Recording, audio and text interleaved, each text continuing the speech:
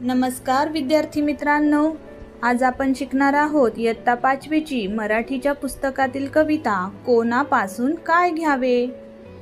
ही कविता तुम्ही अगोदर ऐका, त्यानंतर या कवितेचा थोडक्यात अर्थ मी तुम्हाला सांगणार आहे आणि कवितेमध्ये आलेले कठीण शब्दांचे अर्थ सुद्धा आपण शिकणार आहोत। चला तर मग सुरू करूया।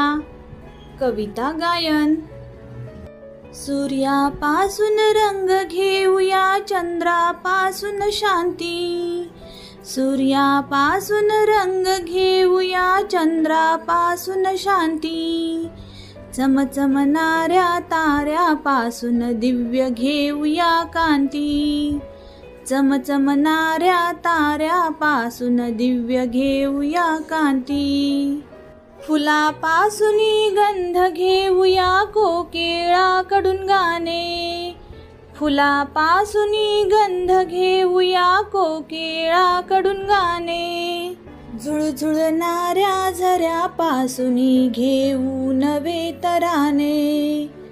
झुळझुळणाऱ्या झऱ्यापासून घेऊ नवे तराने। झाडापासून घेऊ सावली, मातीपासून जगणे।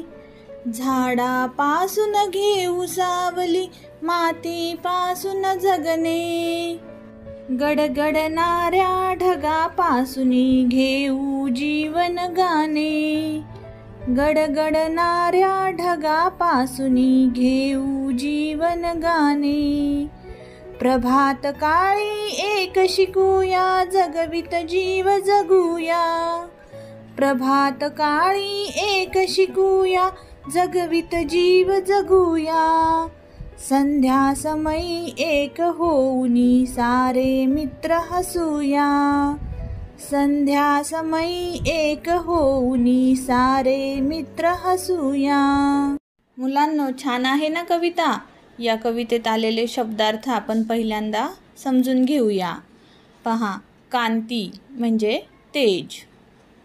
प्रभात काळ म्हणजे पहाट किंवा जेव्हा सूर्य उगवतो तो काळ किंवा वेळ। संध्यासमयी म्हणजे संध्याकाळी। मुलांनो पहा, निसर्ग आपल्याला सतत काही ना काही शिकवत असतो किंवा देत असतो। तेच या कवितेमधून नीलम मानगावे यांनी आपल्याला सुद्धा सांगितलेलं आहे की सूर्यापासून त्याचा प्रखर असा रंग घेऊया, तर चंद्रापासून त्याचा शांत शीतल असा प्रकाश घेऊया। चमचमणारे तारे कसे दिव्य आपल्याला दिसतात, त्यांच्यापासून आपण तेज घेऊया। तर फुलांपासून गंध म्हणजे त्यांचा सुवास घेऊया। कोकिळा किती छान गाणे गाते, तिच्याकडून आपण गाणे घेऊया। झुळझुळणाऱ्या झऱ्यापासून सुद्धा तराणे म्हणजे सुद्धा गाणे घेऊया। झाडापासून आपण सावली घेऊया। तर मातीपासून आपण कसं जगावं हे शिकूया। गडगडणाऱ्या ढगापासून जीवन गाणे घेऊया। आणि प्रभात काळी म्हणजे सकाळी आपण जगवित जीव जगूया, म्हणजे दुसऱ्यांना मदत करूया जगण्यासाठी आणि आपण सुद्धा छान जगूया। संध्या समय आणि संध्याकाळी मात्र सगळे मित्र एकत्र येऊन खेळूया, हसूया, असा या कवितेचा थोडक्यात अर्थ आहे।